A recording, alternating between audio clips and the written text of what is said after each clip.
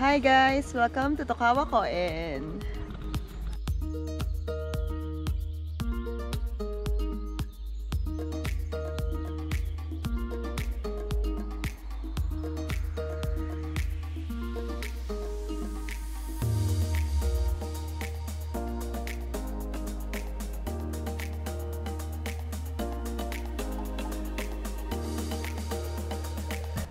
So, lilibutin natin ang Tokawa Park today. And, ano? Go. Talaga may, go. Lakad. Go, lakad. Let's go. This is it. Kaya may ganun talaga eh. Papakita namin sa inyo kung anong pwede nyo gawin dito sa Tokawa Park. Ano to? Stop.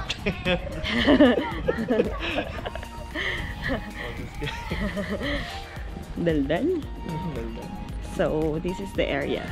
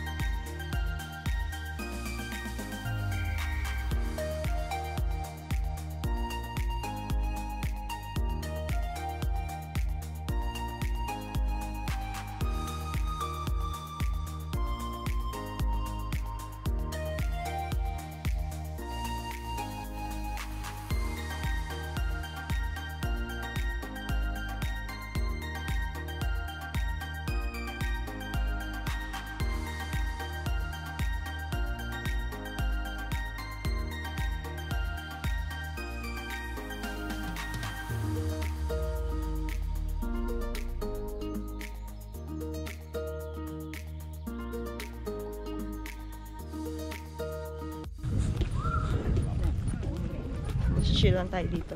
Chilling. So, pag may mga free time kayo, gusto nyo lumabas, tapos Yeah, it's free. Less ang budget. Free dito. Wala entrance fee. Sasakay ka lang ng bus. Very peaceful. Peaceful. Peaceful. And sa mga panahon ngayon, ito ang makikita nyo. Oh. Nag-start na mag-green. Isn't it amazing? Ano nga ba yun? Kimchu. Isn't it? Ano yun? Isn't it surprising? Isn't it? Isn't it?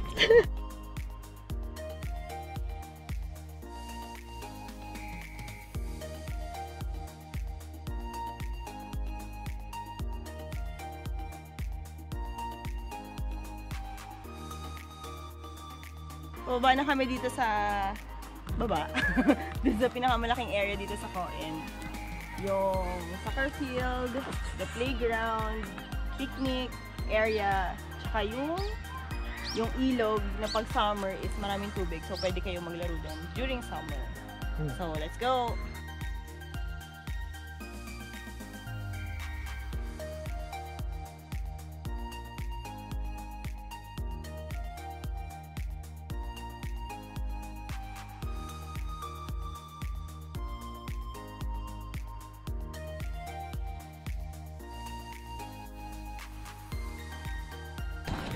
So, struggle is real. Puro ba to?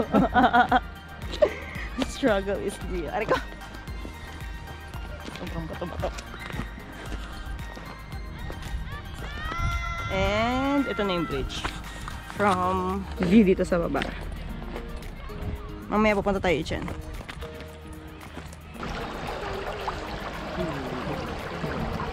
Oh, hi guys! Nandito na tayo sa port ng Koen, sa ilog. And super lamig ng tubig. Grabe. Kung gusto mo pa rin gusto mo mag-chill, mag-relax lang. Gusto mo pa rin mga dito. Ay, super lamig ng tubig. Ganda. Super clear.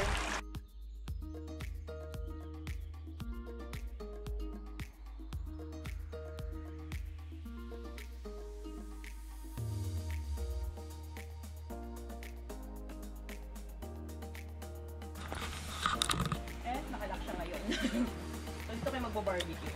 Grilling area na. Marami din naman. Marami rin siya. You have to reserve.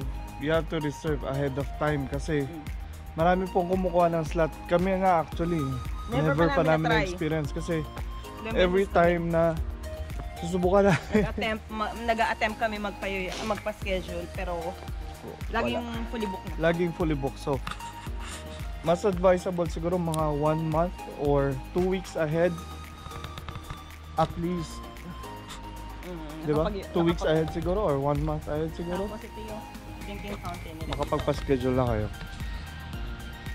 Drinking fountain. Safe po yung mga water niya in Japan. So, kahit dyan, pwede kang uminom ng tubig.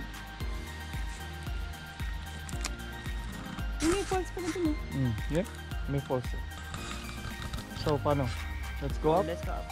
We'll show you kung nasaan yung office, kung saan po kayo magpapaschedule para magamit yung facilities dito. And we'll show you yung bridge also. See you later. Ay ka.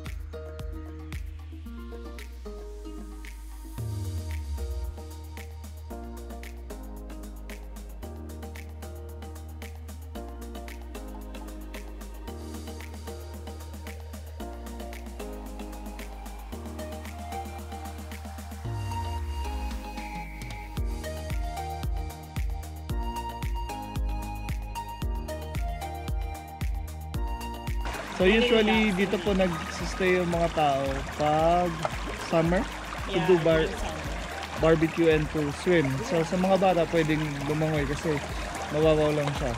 So, Tampisaw lang, tampisaw. Pero still, it's a good place to go kahit ngayong spring. Malamig nga lang yung tubig, hindi advisable maligo kasi sobrang lamig ng tubig. Pero kung gusto mo lang mag-relax, umupo lang saglit, it's a good place to go. Right? Tapos maririnig mo yung ganyan ng flow ng tubig. Kung stress ka sa trabaho mo, just go here. Relax.